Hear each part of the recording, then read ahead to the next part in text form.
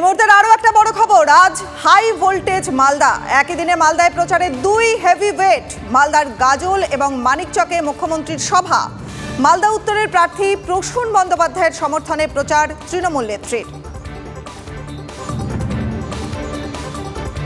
দেবভূমে নেই জল, নেই রাস্তা, নেই নিকাশি। ঘাটাল কেন্দ্রের মহিষদায় তৃণমূল প্রার্থী দেবের গ্রামের বাড়ি। আর মহিষদার বাসিন্দাদের অভিযোগ, দেবের নিজের গ্রামই অবহেলিত, পানীয় জলের সমস্যা আজও মেটেনি বলে অভিযোগ। যান চলাচল দূরের ব্যাপার, অভিযোগ রাস্তায় হাঁটাই যায় না। নানান সমস্যার কথা প্রকাশ্যে বলতে ভয় পাচ্ছেন মহিষদার লোকজন। হুমকি, মারধরের আশঙ্কা সবই রয়েছে মহিষদার গ্রামের বাসিন্দাদের। আর দেবের গ্রাম থেকেই প্রচার শুরু বিজেপির হিরণ চ্যাটার্জির। কিচ্ছু উন্নয়ন, কিচ্ছু উন্নয়ন না। নিজের গ্রাম বলে তো দেব আসলে তো আসেনি, তো দেশে তো ঢুকেইনি। মূল্যে আসে কেউ, মূল্যে তার যে জেঠুমূর্তি এসেছিল, বাস হয়ে গেল, তারপরে আর নাই। ওই প্রচার করার জন্যই আসে, তাছাড়া আর নাই। গ্রামের অবস্থা খারাপ, ভালো না। এই তো তৃণমূল সরকার এসে যা করেছে সে দেখতেই তো পাচ্ছেন, আর কি বলবো নতুন করে। উন্নয়ন কিছুই নাই, ওই কোনো রকমে চলছে আর কি গ্রাম।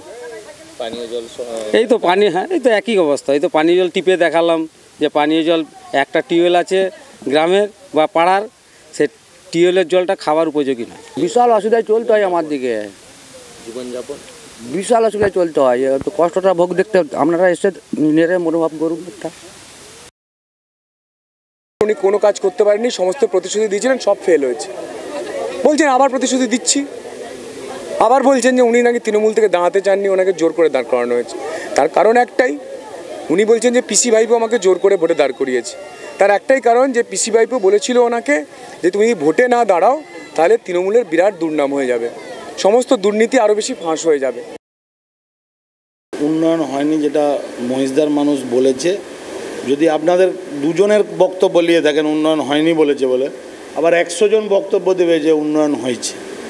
সার্বিকভাবে গোটা বাংলা যখন উন্নয়নের জোয়ারে ভাসছে, মহিষদা নিশ্চয়ই বিশেষ করে বেছে বাদ দেওয়া নাই। যারা বলেছে তারা নিতান্তই বিরোধিতা করার জন্য বিরোধিতা করেছে।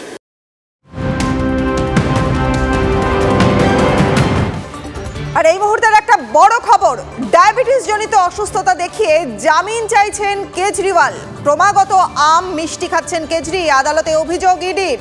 মাত্র 3 বার আম খেয়েছি, আইনজীবীর মাধ্যমে দাবি কেজরিওয়ালের।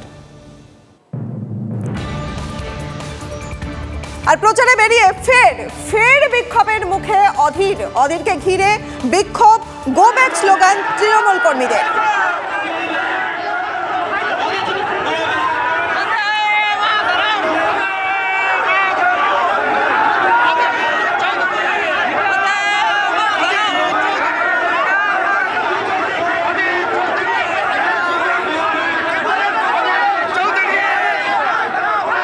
এর আগেও আপনারা দেখেছেন যে প্রচারের মুখে বিক্ষোভে পড়েছিলেন অধীর, এবং আবারও প্রচার করতে বেরিয়ে বিক্ষোভের মুখে এবং গো ব্যাক স্লোগান তাকে জানানো হচ্ছে, গো ব্যাক স্লোগান দেখানো হচ্ছে।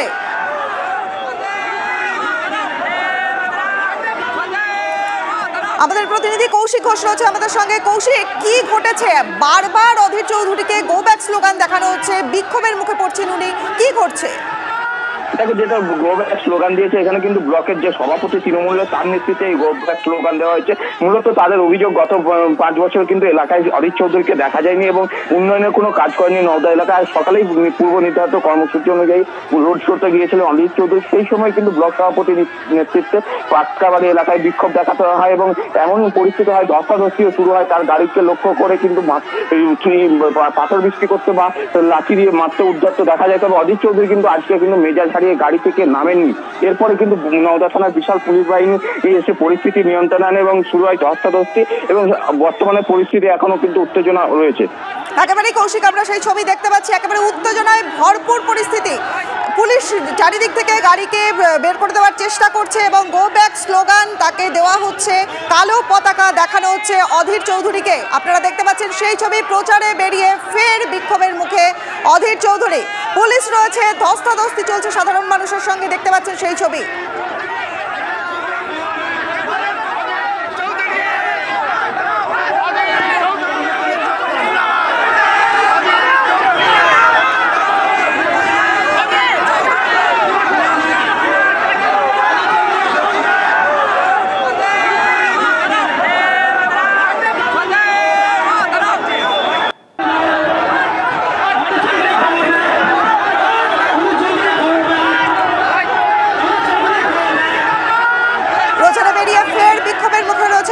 অধীরকে ঘিরে বিক্ষোভ এবং গো ব্যাক স্লোগান তৃণমূল কর্মীদের। দেখতে পাচ্ছেন সেই ছবি, একেবারে পুলিশ রোজে পুলিশ সামলানোর চেষ্টা করছে, কিন্তু সেই চেষ্টা ব্যর্থতার মুখে পড়ছে বারবার। দেখতে পাচ্ছেন একেবারে গাড়ির চারদিকে প্রচুর মানুষ জমায়েত হয়েছে।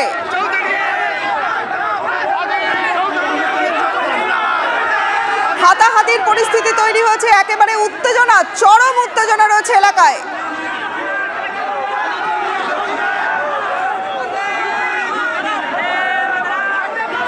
কংগ্রেস মুখপাত্র সৌম্য আইচ রয় রয়েছেন আমাদের সঙ্গে টিভি9 বাংলায়। আপনাকে স্বাগত। আমি রনিপা রয়েছি আপনার সঙ্গে। সৌম্যবাবু, প্রচারে বেরিয়ে ফের বিক্ষোভের মুখে অধীর চৌধুরী, দেখতেই পাচ্ছেন সেই ছবি টিভি9 বাংলার পর্দায়, কি বলবেন? সেখানেও কয়েকটা লোককে নিয়ে গিয়ে অধীরবাবুকে বিক্ষোভ করে অপদস্থ করার মধ্যে দিয়ে কোনো রাজনৈতিক দূরভিসন্ধি যতই থাক লাভ কিছু হবে না। ভয় পেয়েছে তৃণমূল, এখন ডিস্ট্যান্ট থার্ড হবে, তাই ভয় পেয়েছে, এসব করার চেষ্টা করছে। এই অস্ত্র ভোতা হয়ে গেছে তৃণমূলের কটা ওই পুলিশ আর কটা কর্মীকে নিয়ে ওই লোকজনকে দেখিয়ে মানুষের কাছে দেখাচ্ছে যে অধীরবাবুর বিরুদ্ধে ওরা দেখাচ্ছে। সব যত বেশি করবে তত মানুষের সমর্থন বাড়বে, যত বেশি এইসব করবে তৃণমূলের রাজনৈতিক দৈন্য খোলা পরিষ্কার হয়ে যাবে। বিজেপির দালাল তৃণমূল কংগ্রেসের রাজনৈতিক চরিত্র মানুষের কাছে পরিষ্কার হয়ে যাচ্ছে। ফলে যত বেশি অধীরবাবুর বিরুদ্ধে করবে তত বেশি ভোটে হারবে। আর দেখে নেবেন যে আগামী দিনে অধীরবাবুর ভোটের মার্জিন প্রতিদিন বাড়বে। ফলে ভয় পেয়েছে তৃণমূল। বুঝতে পারছি। সৌম্যবাবু, ধন্যবাদ আপনাকে।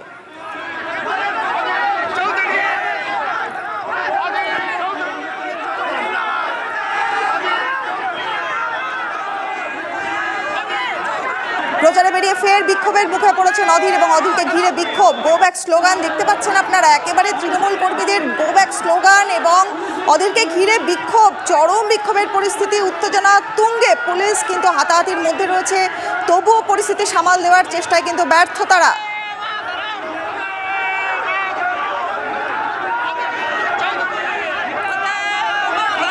এর মধ্যে কংগ্রেস বলেছে যে তৃণমূল ভয় পাচ্ছে এবং তৃণমূলের লোকজন মিলে এই ঘটনা ঘটাচ্ছে, কিন্তু তা পরিষ্কার নয়। প্রচারে বেরিয়েছেন অধীর চৌধুরী এবং ফের বিক্ষোভের মুখে পড়েছেন তিনি।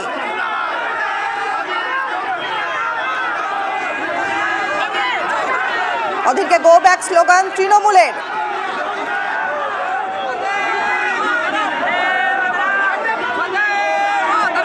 শনিবার সাত সকালে প্রচারে বেরিয়ে পড়লেন শ্রীরামপুরের বিজেপি প্রার্থী কবির শঙ্কর বসু। নিস্তারিণী কালীবাড়িতে পুজো দিয়ে প্রচার শুরু করেন বিজেপি প্রার্থী। প্রচারের মাঝেই ঘুরে দেখেন শেওড়াফুলি বাজার, সবজি চাষিদের সঙ্গে কথা বলেন বিজেপি প্রার্থী, শোনেন চাষিদের সমস্যার কথাও।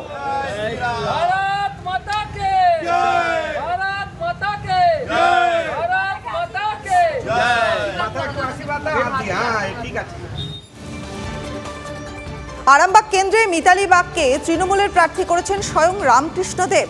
ভোটের মুখে বিতর্কিত মন্তব্য শ্রীরামপুর কেন্দ্রের শাসক দলের প্রার্থী কল্যাণ বন্দ্যোপাধ্যায়ের। কল্যাণের মন্তব্য, বিষয়টি তিনি এবং মুখ্যমন্ত্রী মমতা বন্দ্যোপাধ্যায়ই জানেন, কেউ মিতালি বাগের জয় আটকাতে পারবে না, দাবি কল্যাণের। আমি নিজেকে সৌভাগ্যবান মনে করছি, মিতালি আপনাদের প্রার্থী। আজকে বলে যাচ্ছি আপনাদের 4 জুন মনে করবেন আমাকে, শুধু আমি জানি আর কিছুটা দিদি জানে, পরবর্তীকালে দিদি অনেকটা জানে।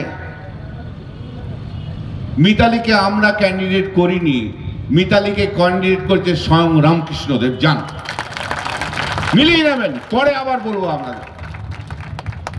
কোনো শক্তি নেই, কোনো শক্তি নেই, এমন কোন শক্তি নেই যে মিতালিকে জয়ের পথে রুদ্ধ করতে পারে, এমন কোন শক্তি নেই। শুধু আপনারা এগিয়ে আসুন।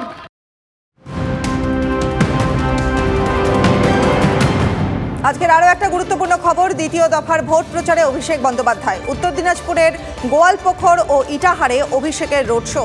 রায়গঞ্জের গোয়ালপোখরে লোধন হাই স্কুল মাঠে জনসভা করবেন তৃণমূলের সেকেন্ড ইন কমান্ড। বালুরঘাটের ইটাহারে রোড শো করবেন অভিষেক বন্দ্যোপাধ্যায়।